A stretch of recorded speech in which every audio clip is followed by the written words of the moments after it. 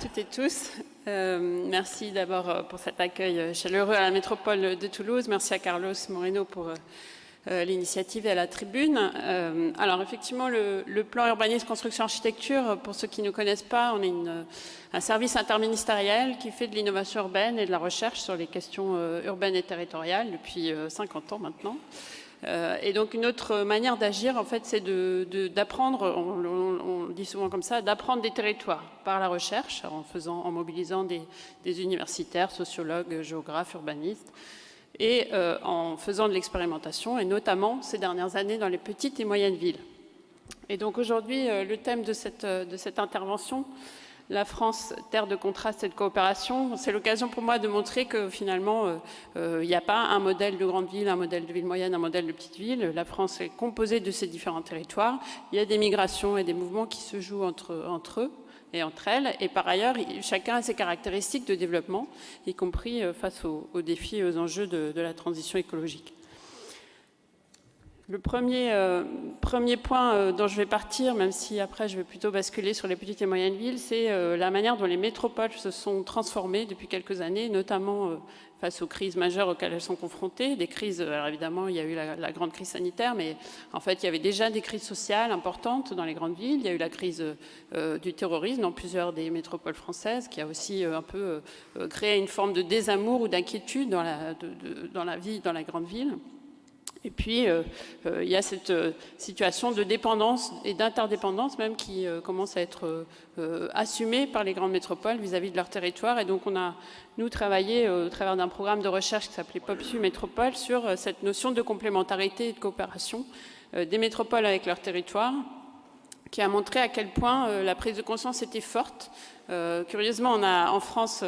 voté une loi en 2015 qui s'appelait la loi d'affirmation des métropoles, la loi MAPTAM, qui a été suivie d'une autre loi sur la réforme territoriale qui donnait un statut à ces grandes villes plutôt au titre de leur rôle de locomotive économique. Et en fait, depuis cette loi et ce statut nouveau, finalement, cette affirmation s'est plutôt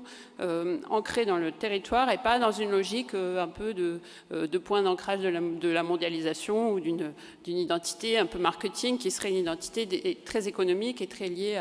à l'économie mondiale, notamment à l'économie de la connaissance. En fait, de plus en plus, les métropoles, d'abord au travers des outils comme les contrats de réciprocité, se sont interrogées sur leurs ressources territoriales, et puis elles ont été en partie contestées, notamment à cause de la hausse des prix de l'immobilier, la congestion automobile, etc., et sur tout un tas d'enjeux qui, en plus, se confrontent aux défis environnementaux et climatiques. Elles se sont petit à petit davantage intéressées, finalement, à leur rôle dans le territoire, et pas seulement en termes de rôle économique, qu'elles assument et qu'elles affirment, effectivement, mais aussi en termes de dépendance aux autres, et notamment à des ressources territoriales qui peuvent être alimentaires, ça s'est beaucoup vu au travers des plans alimentaires territoriaux, mais qui sont aussi en termes de ressources en air pur, en paysage, en espace végétalisé, en eau, en forêt, stockant du carbone. Et donc tous ces éléments-là sont aussi des éléments qui aujourd'hui facilitent la vie dans les grandes métropoles et qui se jouent dans un territoire beaucoup plus vaste. Et donc ça a été un peu le thème de ce programme POPSU Métropole, dont on a tiré un certain nombre de petits ouvrages que je vous invite à lire sur 15 métropoles françaises. Donc la concurrence entre grandes villes, petites villes et villes moyennes n'est pas si évidente que ça, notamment sur un certain nombre de ces métropoles qui en fait sont très vastes, parce qu'on pense souvent à ville-centre quand on parle des métropoles. En réalité, ce sont souvent des intercommunalités sur des territoires très étalés, notamment je pense à Lille par exemple, sur 95 communes qui intègrent des très petites villes, des hameaux, des villages, des espaces agricoles et naturels. Et si on pense à la métropole parisienne, même si aujourd'hui la métropole administrative, c'est la petite couronne. En réalité, le fonctionnement du territoire, il est à l'échelle régionale. Et on voit bien que là aussi, on intègre tout un tas d'aménités qui sont les aménités des villes en transition, et notamment des espaces naturels et agricoles. Alors, un petit détour par la question de l'artificialisation des sols. Avec cette carte, on a évoqué ce matin rapidement le zéro artificialisation. Cette carte qui montre aussi les différenciations qu'on peut faire en France entre des territoires attractifs et des territoires moins attractifs. Et donc, face à ces défis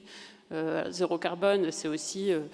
moins de mobilité carbonée, bien entendu, on l'a évoqué ce matin. On voit bien aussi que les territoires sont dans des situations inégales. Et donc c'est aussi pour nous très important de montrer qu'entre métropoles, il y a des différences, entre villes petites et moyennes, il y a des différences, et à l'échelle nationale, voire européenne, il y a évidemment des trajectoires différentes de transition face aux défis, notamment de la sobriété. On va y revenir. Alors, comment est-ce qu'on intervient en expérimentation? Je pense que c'est intéressant de faire ce détour par le programme Action Cœur de Ville. Parce que, là encore, dans cette idée que la France est une terre de contraste, on n'a pas les mêmes outils, les mêmes chances de réussir quand on est une grande ville avec un marché immobilier plutôt dynamique, une capacité d'investisseurs à trouver des solutions, y compris en renouvellement urbain, de transformation de la ville. On a vu d'ailleurs dans la métropole des stratégies très fortes de transition se mettre en place sur les mobilités, ça a été dit déjà depuis ce matin, hein, sur l'efficacité énergétique ou sur la gestion d'un plan alimentaire territorial. Quand on s'intéresse à des villes plus petites, et notamment ces 234 villes, mais 222 territoires du plan national Action Cœur de Ville, on se rend compte qu'on n'a pas les mêmes chances d'y arriver parce qu'il n'y a pas les outils et notamment pas les modèles économiques pour réussir ces transformations urbaines. Et donc, le modèle du développement, il est directement dans ces villes corrélé à de l'étalement. C'est-à-dire, il n'y a pas de décorrélation aujourd'hui possible, en tout cas, ça démarre tout juste, entre développement et étalement. Et du coup, les maires sont eux-mêmes très démunis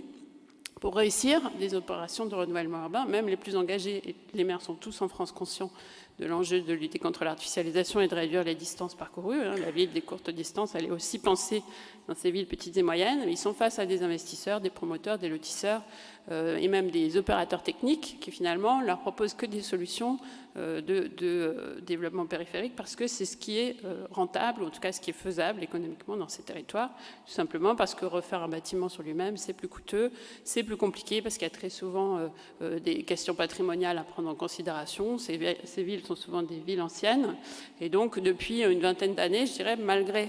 la loi solidarité et renouvellement urbain, ces villes se sont toutes développées par la périphérie et même quand elles ont perdu de la population, elles se sont étalées. Et donc face à ce nouveau paradigme du zéro artificialisation, nous on vient avec un argument qui n'est pas celui de lutter contre l'étalement, mais qui est celui de construire différemment. Je rebondis sur ce que disait Christine Lecomte tout à l'heure, et donc d'apporter des solutions et pas des contraintes supplémentaires. Et là, ça rebondit aussi sur ce que disait la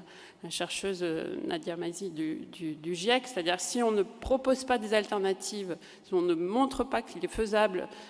et à quelles conditions, y compris financières, de soutien par des subventions par exemple, ou par une fiscalité adéquate de soutien de ces opérations de renouvellement urbain, elles ne se produiront pas. Et donc, il ne suffit pas de décréter par le haut, il faut arriver à avoir des solutions.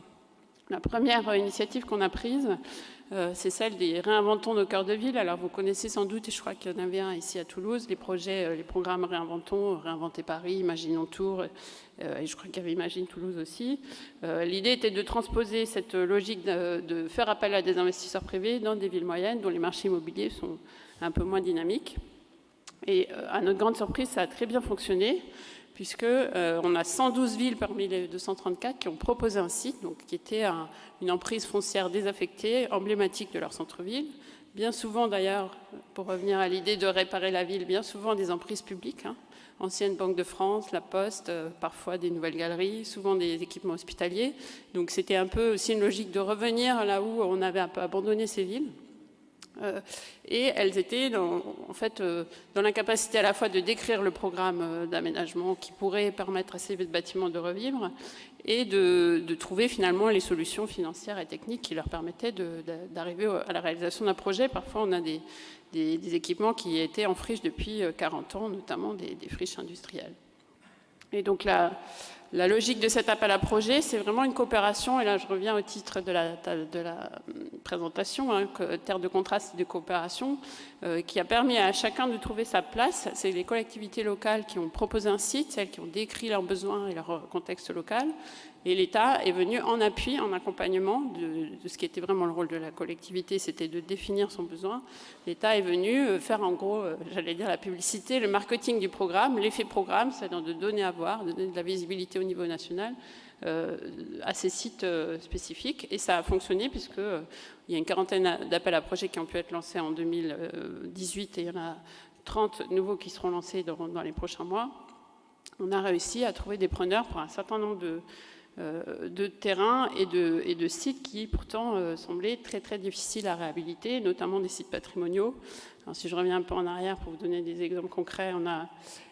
sur la photo en haut à droite une ancienne usine de poupées, l'usine GG à Montbrison, qui était désaffectée depuis 40 ans, qui a trouvé preneur dans le cadre d'un consortium, là aussi public-privé, avec un promoteur privé qui prenait le bâtiment principal qui sera réhabilité, et un groupement d'opérateurs, et notamment le bailleur social local, qui se partageait le foncier à l'arrière de ce bâtiment pour une opération mixte de logement et d'activité. Une opération qui est à la taille aussi et à la forme du territoire de cette ville moyenne de Montbrison, c'est-à-dire que ce sont des maisons de ville qui sont produites, on est sur une densité intermédiaire et le bailleur social seul n'aurait jamais pu reprendre le site, c'est le consortium et le groupement qui a permis de le faire. D'autres exemples issus de ces concours sont ceux d'Autun et de Cahors, là encore des bâtiments à très fort caractère patrimonial, ce sont des opérateurs des groupements portés par des opérateurs privés qui reprennent ces sites. Et là, on fait la démonstration que sous réserve d'un accompagnement, sous réserve d'une communication adéquate, sous réserve de trouver les investisseurs, sous réserve de fabriquer des groupements et de porter fortement la qualité architecturale et patrimoniale, et j'insiste aussi beaucoup là-dessus, il est possible de retrouver une fonction à ces bâtiments, et ce faisant, eh bien, on opère de la sobriété foncière, bien sûr, puisqu'on n'est pas allé construire ces équipements à l'extérieur de la ville, de la sobriété immobilière, on redonne un usage à des bâtiments qui sont déjà construits mais qui n'en avaient plus, et de la sobriété matière, comme disait tout à l'heure Christine, puisqu'on on bénéficie finalement de ce patrimoine déjà construit, et dont d'ailleurs on fait profiter à tous de l'intérêt au centre des espaces qui avaient été conçus à l'époque. Et ça, c'est aussi un point qu'on met très fortement en avant dans nos partenariats avec les villes moyennes, c'est de dire finalement, c'est aussi votre identité, votre histoire industrielle, votre histoire avec un grand H. Souvent, ce sont des villes qui ont une histoire très longue, médiévale ou même encore plus ancienne.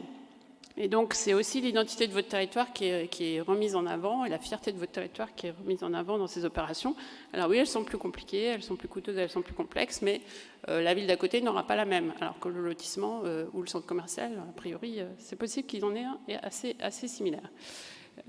Et donc, nous, qu'est-ce que l'État, dans son accompagnement, apporte à ces opérations? D'abord, la capacité à construire un bilan d'aménagement, parce que l'air de rien, des villes qui avaient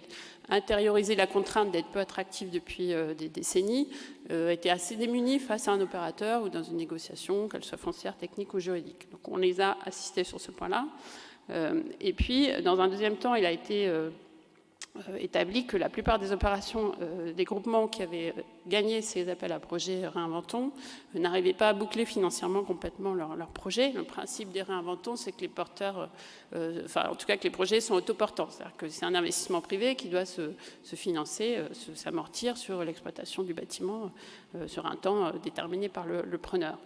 Or, sur un certain nombre de ces opérations, pour des questions de dépollution, de contraintes, monuments historiques, etc., le bilan était déficitaire et donc ça a mis en avant très clairement que, c'est pas une surprise, mais là on a su le chiffrer, que faire la ville sur la ville, c'est plus coûteux que de la faire en étalement urbain, surtout sur ces marchés immobiliers qui sont pas très élevés en termes de prix de sortie. Et donc, si on veut réussir le zéro artificialisation nette, il faut des systèmes de type bonus-malus, c'est-à-dire bonifier les opérations déficitaires de centre-ville et peut-être demain malusser par la fiscalité celles qui sont au contraire dans les extensions urbaines. Et c'est l'invention du fonds Friche, dont vous avez peut-être entendu parler, porté dans le cadre du plan de relance, qui a été l'outil financier qui a permis à ces opérations effectivement d'être attribuées et demain de sortir pour la plupart d'entre elles, puisque l'État a accepté de prendre à sa charge une partie du déficit de l'opération qui avait pu être calculé puisque le programme est bien connu, puisqu'il a été présenté par un groupement d'investisseurs. Je vais aller un peu plus vite,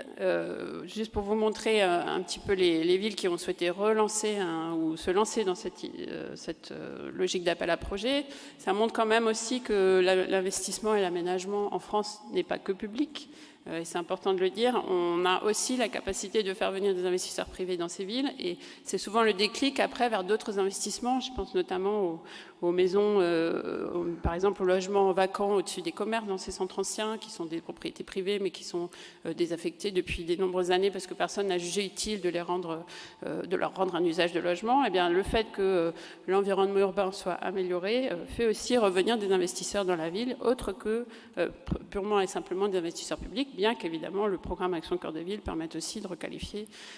au titre de la collectivité les équipements et les aménagements urbains. Je bascule sur un deuxième programme en essayant de faire vite, qui en fait est un peu le petit frère du premier et qui touche aussi les villes moyennes d'Action Cœur de Ville. On s'est retrouvé dans le temps du débat parlementaire sur la loi climat et résilience courant 2020. Et on s'est dit qu'au-delà de l'exemple donné sur ces opérations Réinventons nos cœurs de ville, il fallait basculer à l'échelle de l'agglomération pour que justement ce zéro artificialisation nette prenne aussi forme concrètement dans des villes et agglomérations moyennes. Et donc c'est le projet territoire pilote de sobriété foncière. Et là, on s'attaque plutôt à la concurrence foncière entre la ville-centre et les bourgs ou villes de sa périphérie pour éviter que là où l'une cherche à être vertueuse, elles sont mises en concurrence finalement, notamment sur les équipements commerciaux, mais pas seulement, aussi sur l'offre de logement, avec les villes de son agglomération. Et là, donc, on est sur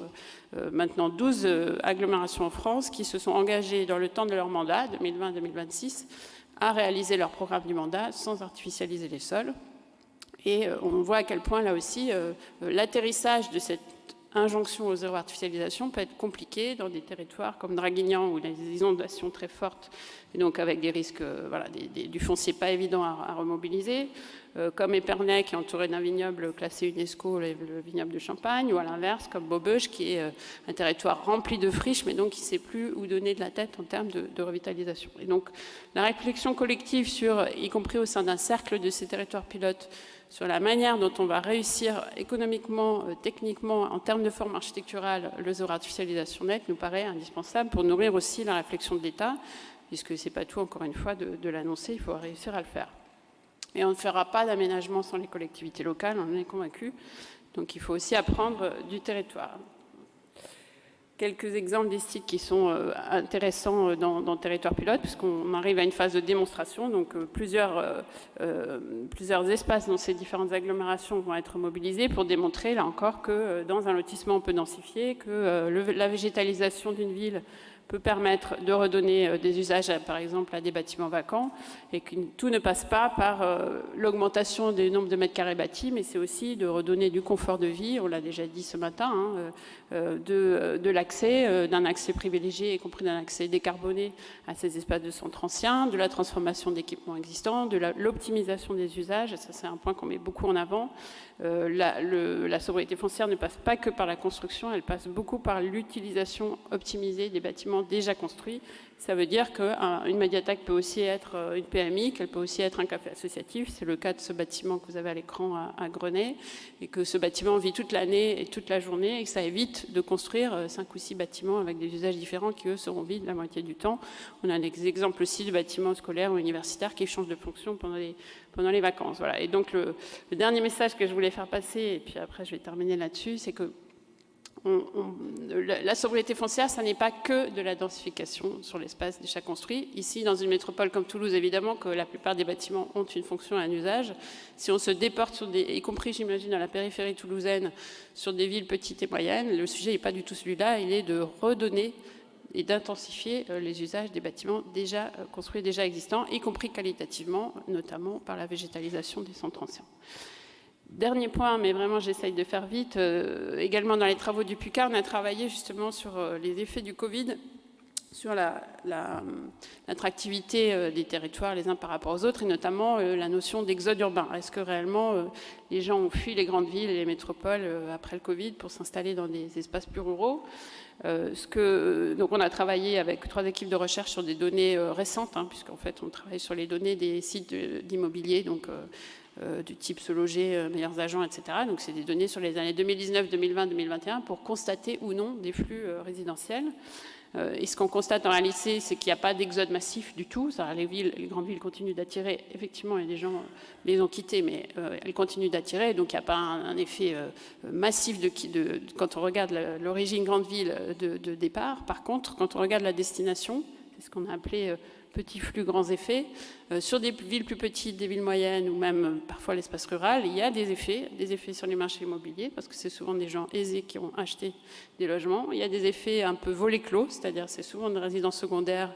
des résidences qui parfois vont être mises en Airbnb ou des résidences entre guillemets refuges, c'est-à-dire les gens sont un peu inquiets d'un nouveau confinement ou d'une nouvelle crise et donc ils se gardent un deuxième logement à l'extérieur de la grande ville et donc ça ne revitalise pas nécessairement les villes petites et moyennes et en tout cas c'est pas forcément les profils socio-économiques qui étaient attendus